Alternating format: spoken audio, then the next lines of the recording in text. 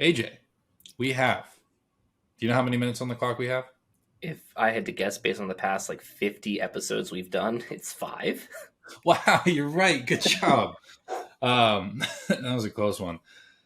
This time, though, I want to talk to you about a webinar we've got coming out this week with Maggie Blume over at Mailshake. You sat down with her, talked a lot about cold emails, tearing them down, engagement tactics, really covered a wide gamut of techniques and tricks to be able to send useful, successful emails from the SDR position.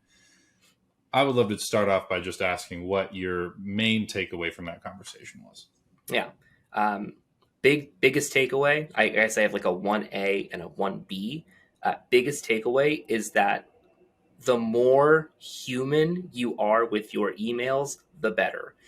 And there's always this but you have to send out 50 emails in a day at a minimum rhetoric that a lot of people are saying. And it's impossible to be a human and send out that many emails. And to that, I would point you to multiple other episodes of Opt-in where we've talked about the way to balance personalization and relevance with the ability to send out tiered emails and really tailoring who you're sending it to. But throw all that out of the window for now. Go look at it later. Right now, the biggest thing to take away is that you're writing an email as a human being to another human being. If you read your email back and it doesn't feel like you're a human and you're reaching out to another human, you should probably think about rewriting your email. Cold emails at scale seems oxymoronic, but it's very possible if you take some of the different tactics that Maggie talked about in our episode. We actually broke an email down that I received from an SDR at a company trying to sell me something. It was a pretty good email. I did respond to it, but we took it, we broke it down, Maggie rewrote it, and showed along the way some different tactics for how you can improve open rates, improve engagement, make sure that you're reaching out to the right person with the right message at the right time, that whole thing. But end of the day, you're a person reaching out to another person, and you have to keep that in the back of your mind.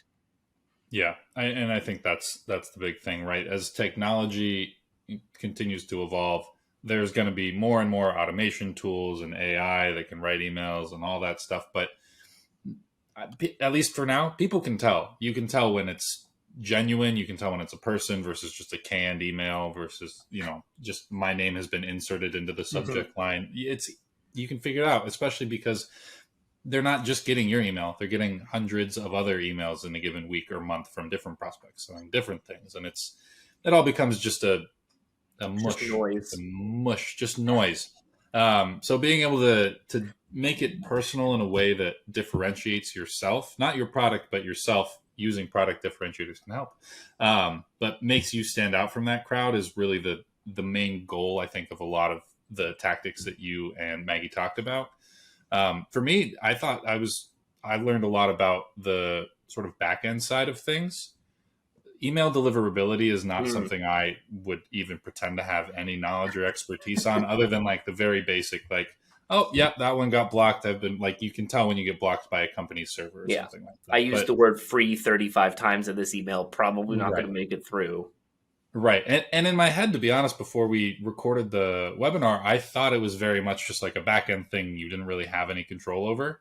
And Maggie made some really good points about things you can do in your email and things you should avoid in your email to not get flagged by spam, to make sure that the deliverability does stay high.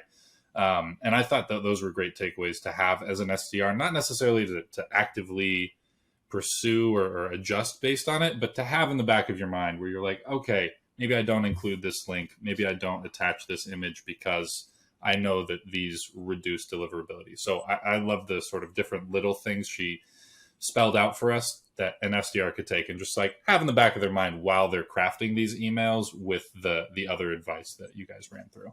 Yeah. And real quick, just to slide in my 1B takeaway, it's something that she called leaving out the how. And for a lot of emails, I see this as not like an issue, but it's something that you can omit to entice readers into actually engaging with you at a next step, is letting them know that you've done similar work for companies of your, my stature and seen results like XYZ, and then asking, do you want to know how, or are you interested in seeing how we do it? That connection is often bridged by reps over explaining the features and benefits of their solution, when you can just leave all of that out and use it as the CTA to get someone to actually respond to you.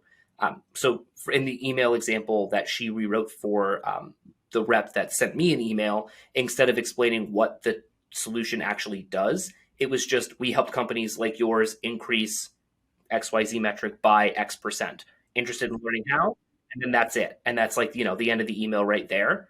That's something that would entice me as the reader to take that extra little bite, rather than be like, oh, I know what you do because you explained it to me and I'm not interested.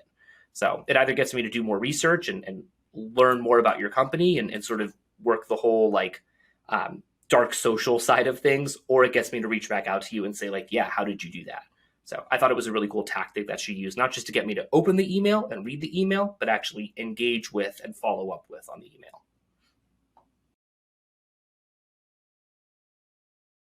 All right, AJ, 15 seconds. Tell everybody about opt-in.